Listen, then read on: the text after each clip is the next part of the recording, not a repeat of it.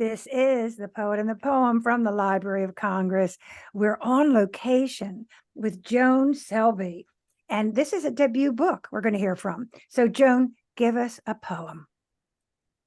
Thank you, Grace. I am so honored to be here, and it's so wonderful to have this opportunity. I'm going to start with a poem that I wrote about poetry, which expresses to my ninth grade class that I wrote it for, so that they would get over their groans and moans when we started introducing poetry. This is called The Art of Poetry. Okay. It's easy to see what a poem is not words that must rhyme with not and hot, and may and day and thee and me. There's more than that to poetry. Some poems have a beat to wake up your feet and make your nose twitch and make your lips curl like you'd open an oyster and pulled out a pearl. And some make you dance by the seat of your pants. In a music, for one, you can have a romance. Others are strange, full of mutter and mirth. In its lair, this is language that's giving birth. Consider a poem like a new pair of eyes, a pair of red mittens, the Nobel Prize. Above all, remember it's just for you, with wishes and lies and dreams that are true. So don't be afraid when it comes to a look at poems that are written inside of a book. Poem is so many things it is not. I know you can't wait to see all that it's got. That is Joan Selby with advice that would serve all of us. And I'm sure if more ninth graders got that poem, we'd have a little bigger audience for poetry. So, Joan, what is the title of your book, and what is in this book? The title is called Love Warp, and I was looking back on my love life over the years, and I thought, well, some of it's like weaving a tapestry, and the warp has to go in before you can put in the pretty colors and designs of your life. So I started with a quote by Rumi. It says, every morning is a new arrival, a joy, a depression, a meanness. Some momentary awareness comes as an unexpected visitor. Welcome and entertain them all, because each one has been sent as a guide from the beyond. And that sets really, the tone of this book. Sums it up as we go through the good, the bad, the ugly, the beautiful. It is. I loved this book. I wondered why it took you so long to put a book out. You've been an aficionado of poetry. Well, why? Actually, these poems go back, would you believe, 60 years. I would. A range.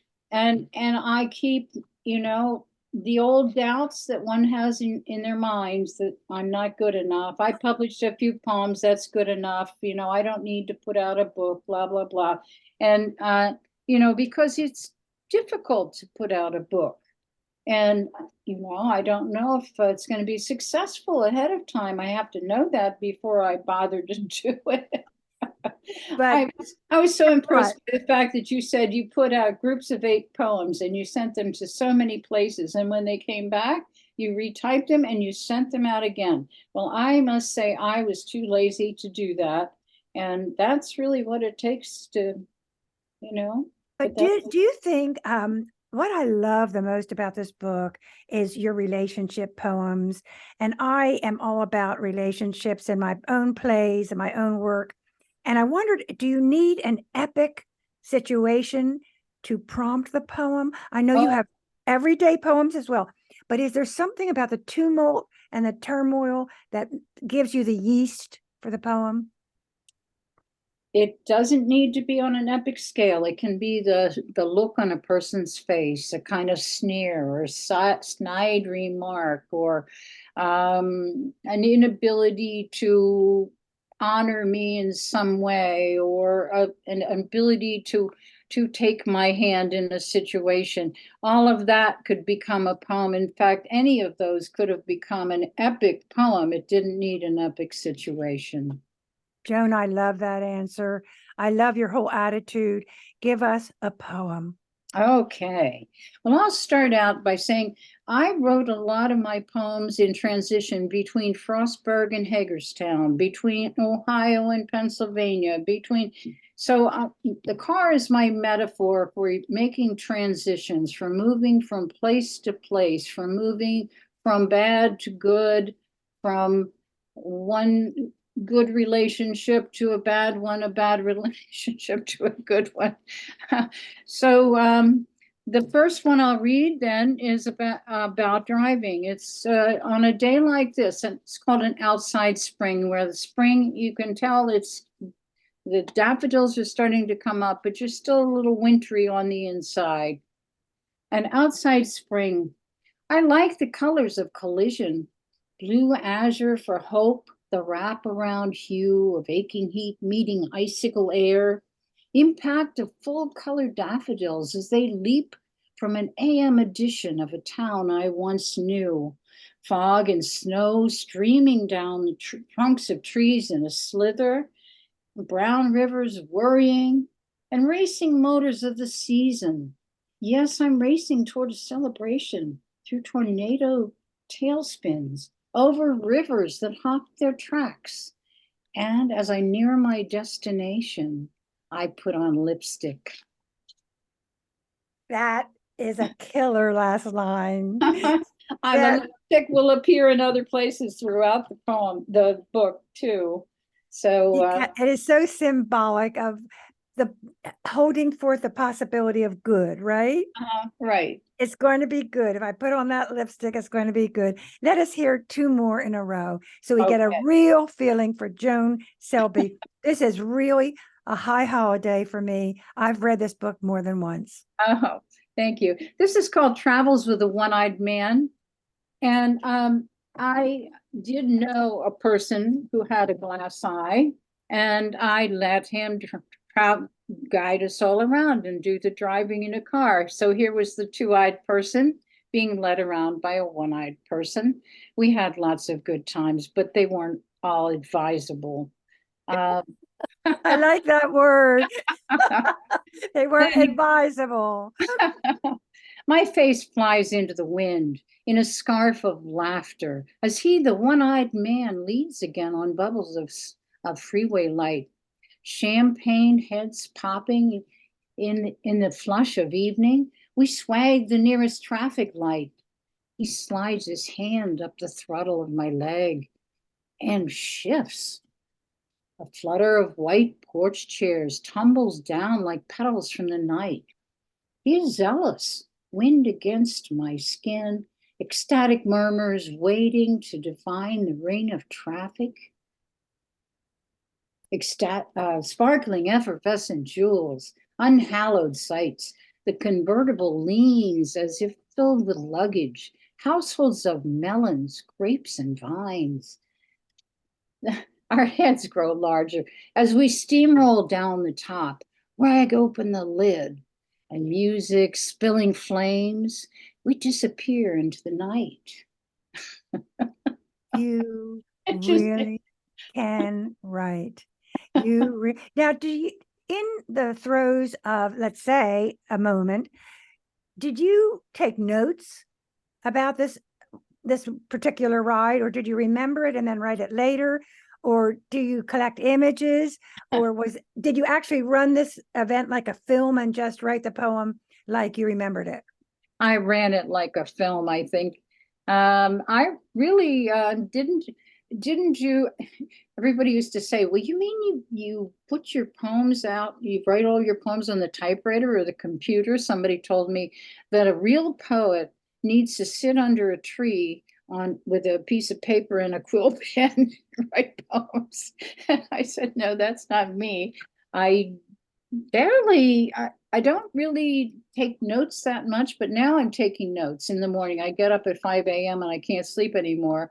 So I sit there and I think, and I start making notes for my poems. And that's actually been productive too. So I'm willing to try new techniques. Well, here are 40 pages of unforgettable poems that are like magnets, because they are. Do you know what you have here? What I like about this book It is your authenticity. You don't try to be poetic. There's no complaint. There's no self-pity. You just tell what happened and describe it. So it's as pure as poetry can be. And I want to hear another poem. This one is called To a Veteran. A lot of people could relate to this one.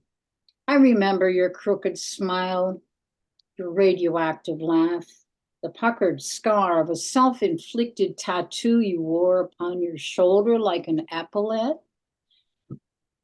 You never said what it was like, wouldn't tell me what you held inside, but today I know what happened to the scarcely grown man inside you. What happened in that place of snakes and jungle, leeches large and black as amputated thumbs? Therefore, I understood your inability to stay in a room, to look me in the face without a faraway glance, like a wound, desires stripped away in a body bag that left you wary of what any love could do. So kisses tasted of despair. Phones brought jarring and tragic news. I understand, but how I wish there was still a you to say this to. That's what I like. Mm-hmm. Your direct approach. Mm-hmm. So how long after your relationship did you write the poems? Well, I combined a few relationships, as we're apt to do. I just wrote, that was a fairly recent one. And so it was many years after. But then I met another veteran, and I met a number of veterans, and I've heard the horrible truth that many veterans are still very troubled and have never gotten over that terrible war of ours. And But you make it so much more vivid because you personalize it. To say generically, it's been horrible, they've come back wounded, that says something. But to say the kiss tastes of despair and how the eyes cannot meet your face and you cannot look, you have a faraway look in your eyes. Those particulars really tell a story. The book is Love Warp. And as Joan says, in weaving, there has to be a warp to make the wool. So have some more poetry from Joan Selby. Yes, actually, I found a poem last night that I had written a number of years ago. And I thought this should have been in my book. So I would like the permission to read this before I read my next poem out of the book. And I'll need to look at it more because it's called Afloat. I didn't title it Our Last Anniversary. I think Afloat works better. Because I was still floating very much with my feelings about this marriage. I don't remember much about our last anniversary. The one that I knew was probably the last. But your peeved face seems to drift now into the flutter and kick and paddle away into our paddle boat's wake on that sunny October day at the Alpine Lodge. And no, I wasn't drunk that time, just sitting still in full thought with the possibility of change, wondering how deep the water below us was and how this experiment I had requested could have anything to do with opening minds or hearts. We'd requested an hour afloat, and you had already retired your dry wit, your impervious questions, and yes, your sodden book, unreliably shut to favor conversation. Once before, we had drifted without struggle. But on that quiet day of murky waters and jutting tensions, no words came other than benign ones. Single entities to admire what nature was doing and had done. Sprays of goldenrod, buzzing water bugs, and nettle, bottomfish darkly angling, flies careening out of the heavens, alive, bewitching us as we move toward shore to ask or beg the question of whether love was ever enough. Whoa. That will start your second book. That will start your second book Yeah. indeed. You tell things like a silver knife. They go right through me. There's so much in that poem, so much which is about to happen, actually. Yes. Yeah. And actually, I did remember a lot about that day. And the first line was a lie, but it got me started. What was the first line? First line was, I don't remember much about our last anniversary. Oh, that was just to get you a trigger start, right? Got me in there. Yeah. Well, among other things, you have a master's degree in the first interdisciplinary field in a certain subject. What was that? Writing as therapy. And I thought I pulled together all the literature. There's art therapy and there's also writing therapy. It's becoming more of a recognized thing than it was in the 90s when I started. As a matter of fact, I had a friend, a doctor, who wanted to work with me after I graduated. But in the Department of Health and Human Services said there's not enough known about writing as therapy in order for us to approve your program. But you got your master's in it. I got my master's in it, and I got an award for the first interdisciplinary program at Frostburg State. And I did have some informal groups at my house of my friends coming and using journaling and various discovery techniques of finding things out. Because I think above all, writing poetry is the art of self-discovery. How do I know what I think till I see what I say? That famous quote from Auden. And that's why I want to read the poem that I was going to stay married no matter what if it killed me, until I wrote this poem. And it has killed many people. And it's called A State of Holy Matrimony. It's ironic that a state of holy matrimony actually ended my marriage. In the dark compartment of the car, only your head is visible. The jutting profile that tells me you're cut of cardboard. Your eyes like magnets drawing light to secret chambers. I imagine trailing shapes whose gauze peels back the miles between us, whose necklaces are strung out over the Ohio as we race from state to state.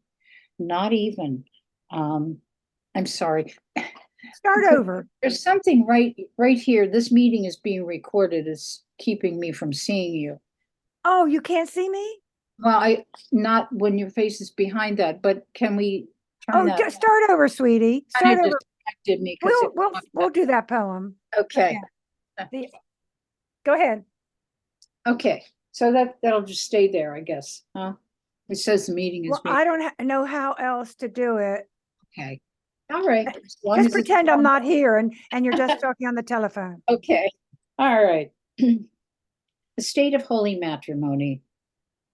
In the dark compartment of the car, only your head is visible. The jutting profile that tells me you were cut of cardboard. Your eyes like magnets drawing light to secret chambers.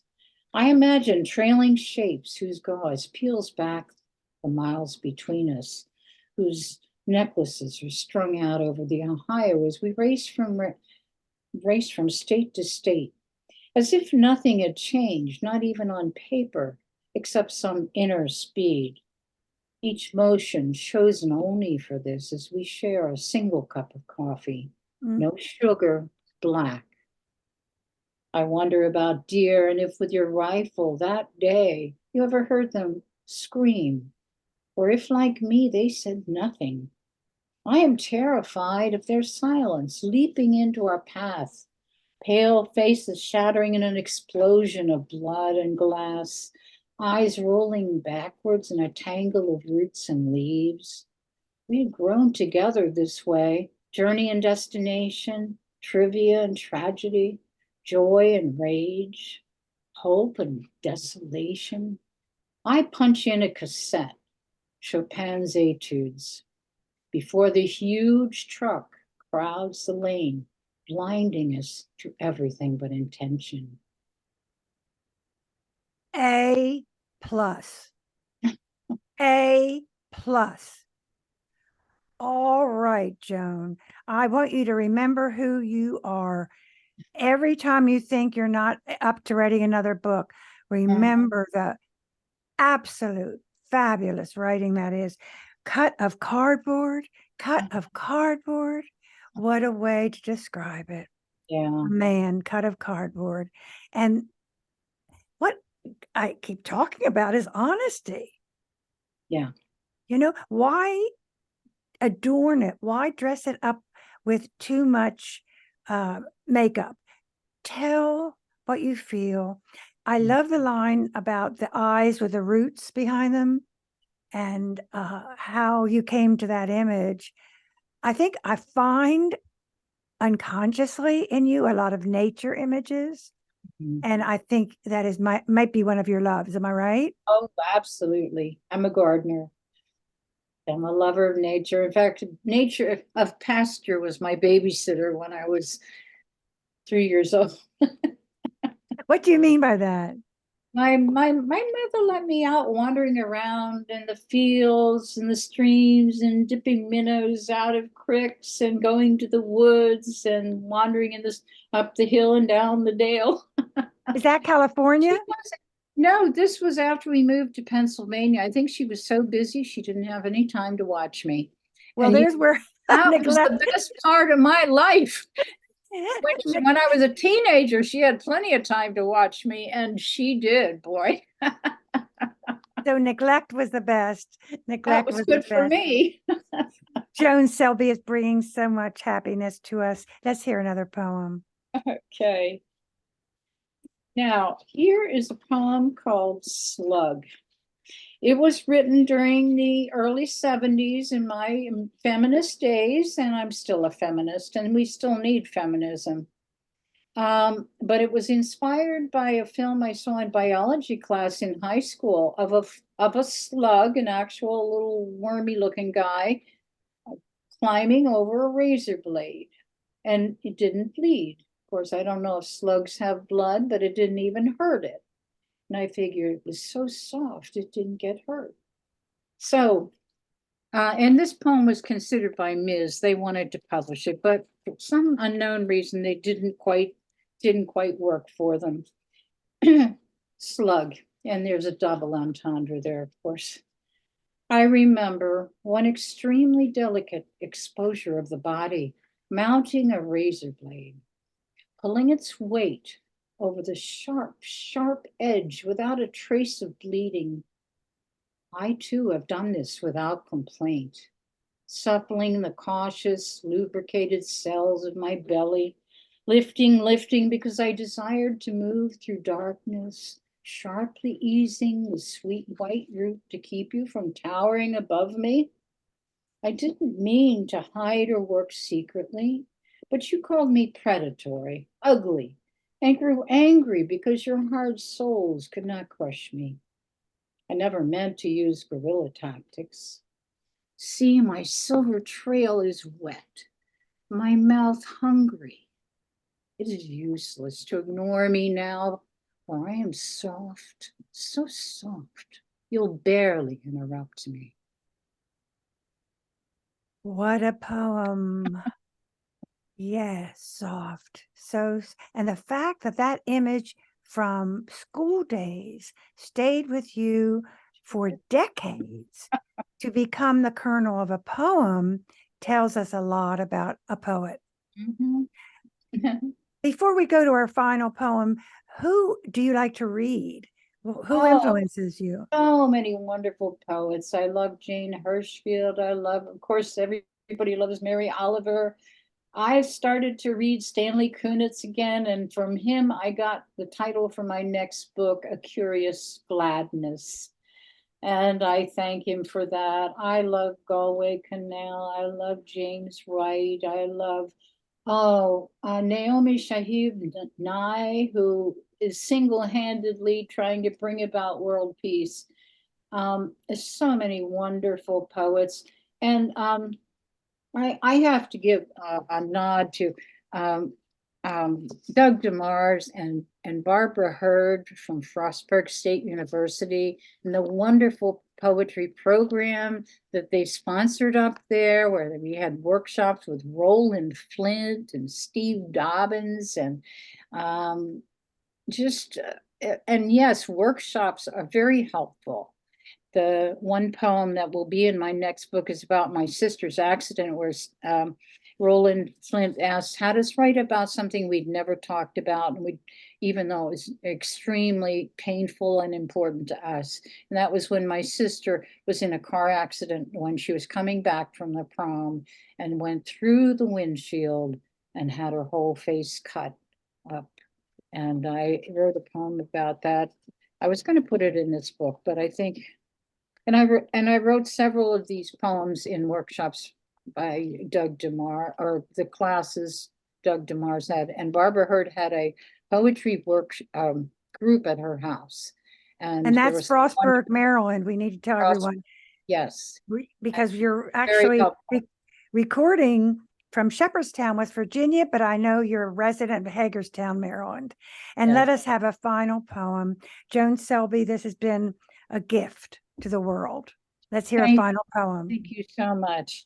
I would like to end with a poem that I was inspired by the Japanese words. The word was Miyuka Bare. It's called A Beautiful Morning After the Snow. And the Japanese have such wonderful evocative words in their language. They had all these different words for different kinds of snow. And I wanted to use those words in the poem without footnotes. So I put the meaning in parentheses, and it worked for me to explain and explore the idea of love being love for oneself, love for one's life, love necessarily without a partner, not necessarily with a partner, but with the contentment of having lived a good life. It's and I do apologize to anyone who knows Japanese for any mispronunciation. I am learning it, though. I'm trying to learn it. Miyuka Bare, Japanese for the beautiful morning after snow. My face is ice inside this pen and ink drawing of Hokkaido early spring. I wear a hint of Kanayuki, powder snow, a kiss of pink frost lipstick. I have come with nothing except the gift of time. It is enough to hold me since you fell away, like Hisetsu, flying snow, restoring the earth and her streams. Now you are Neyuki, snow at the foot of the tree, yet nothing is lost, not even Sasameyuki, light sprinkling of snow.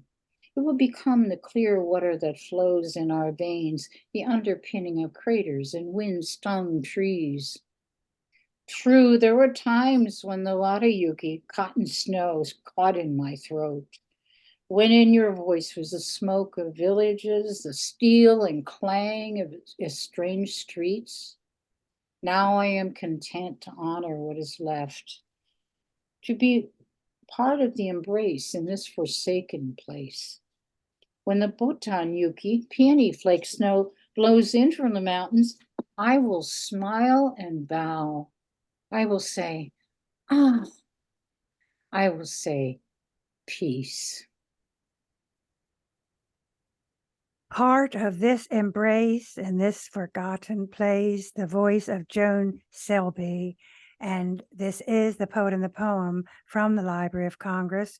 The program is produced by Forest Woods Media Production, post-production by Mike Turpin, MET Studios.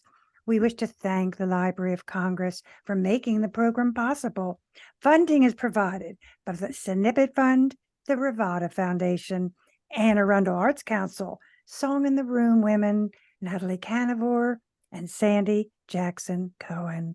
Our engineer is Mike Turpin, and I'm Grace Cavalieri.